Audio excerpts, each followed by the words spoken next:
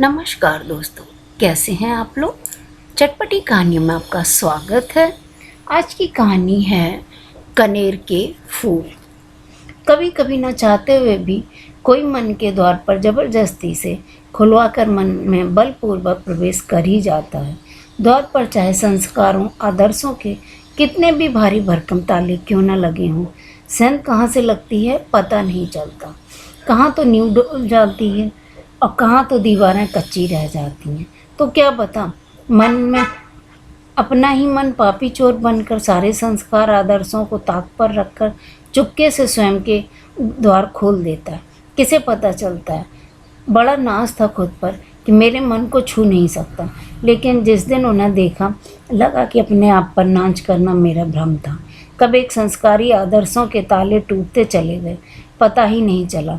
पता चल भी जाता तो पीड़ा से छटपटाहट होती। क्यों मन में 24 घंटे में ये आग भी क्यों रहती है। आते जाते कुछ कदम दरवाजे पर पल भर के लिए अपने आप ही ठिठक जाते। ठिठकने का समय चाहे कितना भी कम क्यों ना हो, इतना भी कम नहीं होता कि जाना ही ना जा सके। एक और किसी को नज़र भर देख लेने पर ज़बरदस्त लोभ और दूसरी ओर किसी की भी नज़र में ना आ जाए, इसका डर ना तो एक झलक देख पाने के लोभ को संवरण किया जा सकता है और न ही लोक लाज के भय को त्यागा जा सकता है, साहस जुटाया जा सकता है। अजीब असमंजस की स्थिति थी। एक तरफ दिल मुझे उसकी ओर खींचता था तो दूसरी तरफ लोक लाज का डर कदमों की बेड़ियां बनकर मुझे रोक देते। दिल की हालत अजीब होती जा रही थी। मैं हंसना खेलना भूल गई थी, हमेशा उदास और चुप रहने लगी। एक दिन शाम में पार्क जाने का प्रोग्राम बनाया।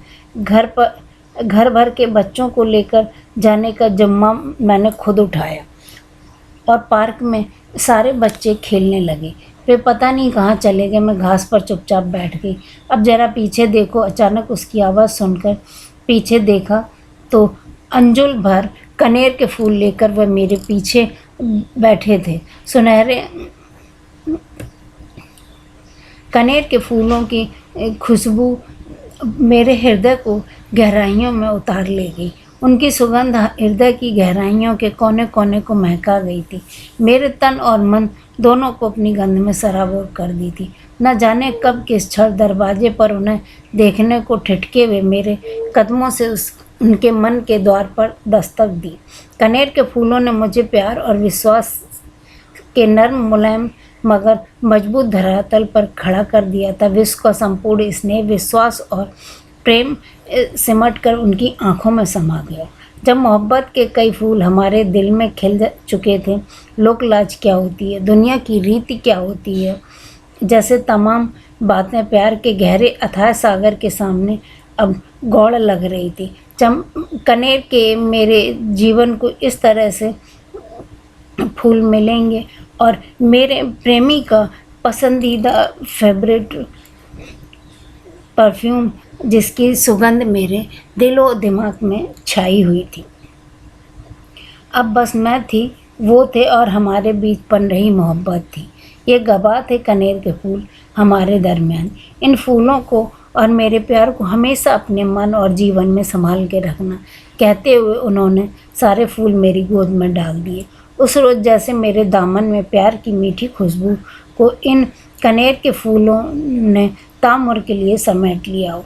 18 साल हो गए, आज भी कनेर के उन फूलों की सुगंध हृदय में बसी हुई है और फूलों की पंखुड़ियों को और मेरे प्रेमी के फेवरेट परफ्यूम की सुगंध ने आज भी मेरे जीवन को महका दिया है। दोस्तों, आप लोगों को यह कहानी कैसी लगी और आपकी क्या राय है इस बारे में। अगर आप मेरे चैनल पर नए हैं तो प्लीज़ लाइक कीजिए, सब्सक्राइब कीजिए और बेल आइकन को दबाइए ताकि मेरी अगली कहानी का नोटिफिकेशन आप तक बहुत जल्दी पहुंचे। धन्यवाद।